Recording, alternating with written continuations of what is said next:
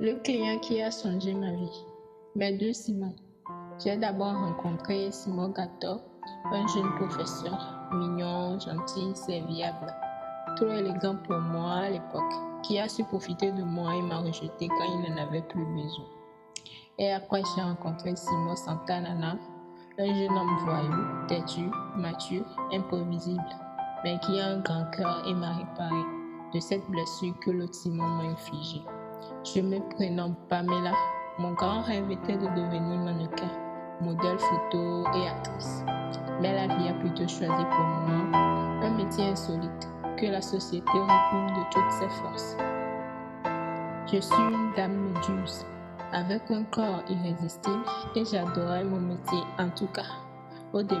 Mais actuellement, 7 ans après, c'est plus pareil. Quand on est fille de joie, il y a certaines qualités qui attirent plus de clients. La beauté, la forme, la démarche, l'habillement et même l'éloquence. Toutes ces qualités, moi je possède le double. J'ai une silhouette qui peut révéler la bite d'un vieil homme de 97 ans. J'ai la peau métissée, une démarche impeccable et une voix très mielleuse. En plus de toutes ces qualités, je suis intelligente et très convaincante.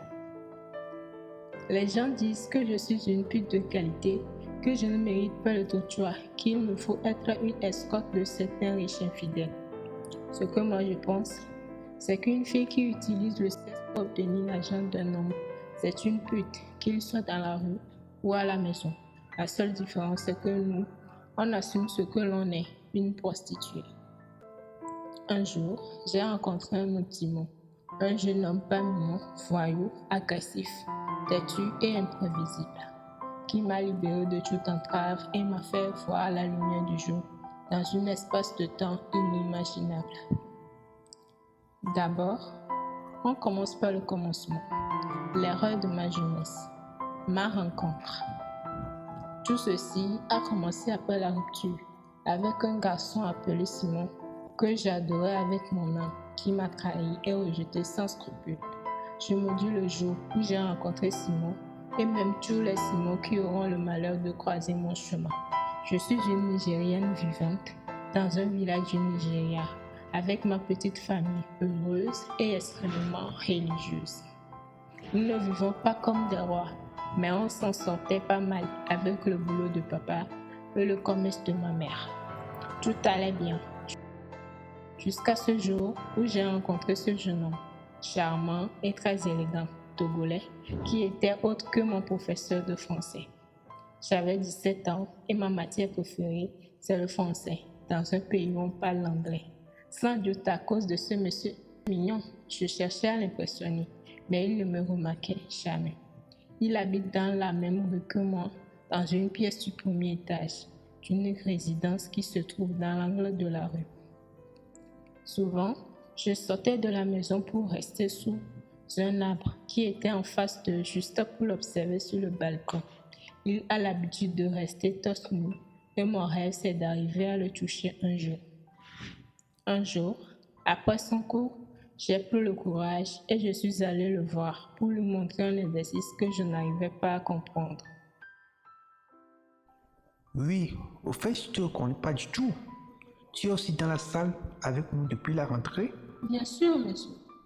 C'est vraiment étonnant. Bon, pour l'instant, j'y crois. Et si on remettait ça sur demain?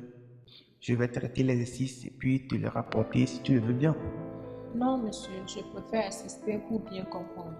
Mais je vais quand même t'expliquer après te l'avoir donné. Ou bien tu m'expliques bien le soir à la maison quand tu rentres. Comment ça? À la maison? C'est pas ce que vous pensez. Je suis pas loin de chez vous et je reste souvent sous le grand arbre qui est en bas de chez vous. C'est un peu bizarre que je t'ai jamais croisé, mais bon, si tu veux bien, bon, j'accepte. Merci, monsieur, je serai là. Je ne savais pas dans quoi je m'embarquais, mais c'était la plus grosse erreur de ma vie. Je venais de m'ajouter moi-même à ces 5 filles de ma classe qui lui servaient de stand de mon boulot. Le soir, je me suis habillée comme une jeune dame, maquillage, beauté, parfum, afin de pouvoir attirer son attention. Arrivé sur le lieu, j'ai trouvé ce beau monsieur torse nu sur le balcon, en train de prendre un coup de fil. Et quand il s'est retourné, Waouh! C'est toi qui m'as parlé de l'exercice ce matin? oui, évidemment, et je suis là pour ça. Tu es vraiment belle. En te voyant ainsi, je connais la raison pour laquelle je te reconnais pas au quartier. Et quelle est cette raison, monsieur? Ne nous égarons pas. Venons à l'essentiel. Il faut qu'on finisse vite. J'ai des choses à faire après. Ok, sans aucun doute, monsieur. Entre, je vous en prie. Quand je suis entrée, il m'a donné une chaise à côté d'une table où il y avait ses effets scolaires. Il était parti se vêtir d'un t-shirt blanc et d'un short noir. Dans ses yeux, j'avais senti que je représente un intérêt. Si tu veux bien, je peux t'offrir quelque chose. Ça ira bien, monsieur, je suis bien. Il prenait son temps à m'expliquer l'exercice avec des stratégies très relaxes. Et moi, j'étais juste là à observer le mouvement de sa bouche, les gestes qu'il faisait sans m'enlacer une seconde. Je peux continuer à l'écouter toute la vie s'il faut. Mais comme on le dit, même les bonnes choses ont une fin. Je peux te poser une question? Sois sincère avec moi, s'il te plaît. Oui, monsieur, allez-y. Tu sais garder un secret? Oui, monsieur. Il m'a tenu la main et m'a dit, Tu es la plus belle des femmes que j'ai rencontrées de toute ma putain de vie. Si seulement je t'avais connu 2 ans dans le futur, je ferais tout pour t'avoir, ma chérie. il s'est approché encore plus de moi et m'a dit, Tu me plais trop, Pamela. Je veux que tu le saches afin que tu penses à cette phrase à chaque fois que tu me verras. quand j'ai entendu ces mots, j'étais figée comme dans un rêve et ne jamais me réveiller. Dis-moi quelque chose, j'aimerais que tu sois ma chérie, celle qui sera un jour ma femme. Mais ça doit rester hyper secret, sinon je vais perdre mon emploi et le moyen pour t'épouser un jour. Ensuite, il a enlevé son t-shirt sous prétexte qu'il faisait chaud, mais il voulait m'intimider encore plus. Il faut que je me ressaisisse. Si je continue ainsi, j'aurai plus de crédibilité.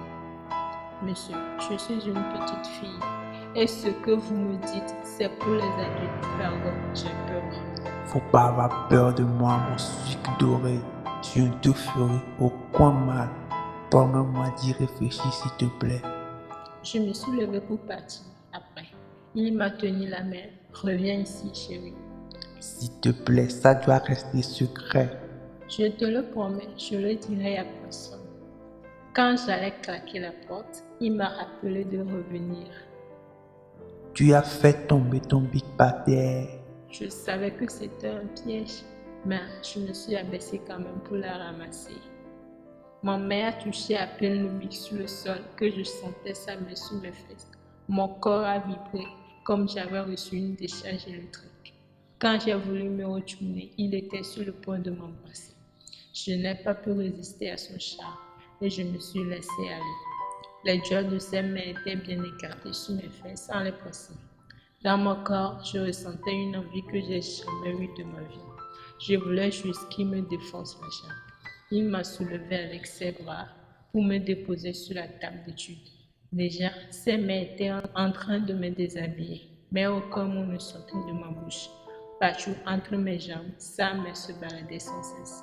Je sentais un bois dur me toucher. À suivre vendredi prochain.